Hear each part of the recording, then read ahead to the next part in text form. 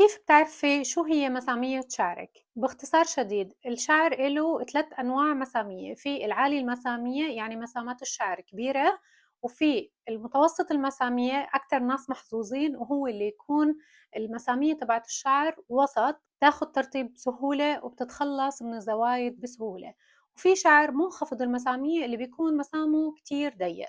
بكل بساطة بتجيبي كاسة مي، بتكون المي مش سخنة ومش باردة، بتكون بدرجة حرارة الغرفة، وبيكون شعرك مغسول وما عليه أي منتجات. الأفضل يكون شعرك مغسول بس بالشامبو، ففيكي مثلا تغسلي شعرك بس بالشامبو وتحاولي إنك تاخدي شعرة قبل ما تحطي المنتجات التانية، وبعدين فيكي تعملي الاختبار فيها.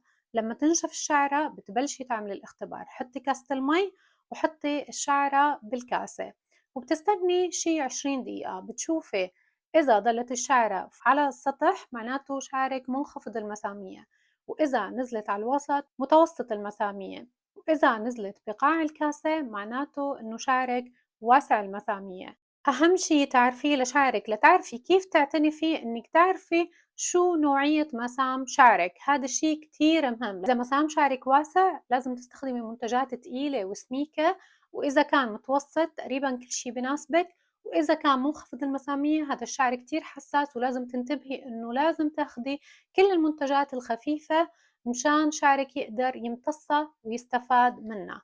هذا أهم اختبار ممكن تعمليه مشان تعرفي نوع مسامية شعرك. كمان إذا شعرك مثلا بعد ما تتحممي بياخد وقت كتير طويل لينشف، أكيد بيكون منخفض المسامية لأنه مسامه ضيق فبيطول ليتخلص من المي اللي فات جواته. أما إذا كان مثلًا بعد نُص ساعة أو شوي أكتر نشف شعرِك بالكامل غالبًا بيكون متوسط المسامية.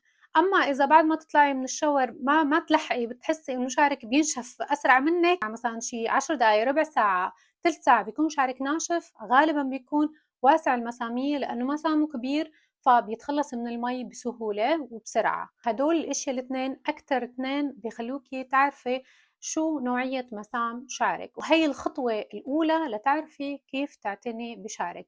كمان إذا عم تشوفيني لأول مرة بحسابي موجود شرح عن الشعر، منخفض المسامير، العناية فيه، الواسع المسامير، وكتير أشياء بتفيد الشعر إذا أنت حابة تعرفي أكتر.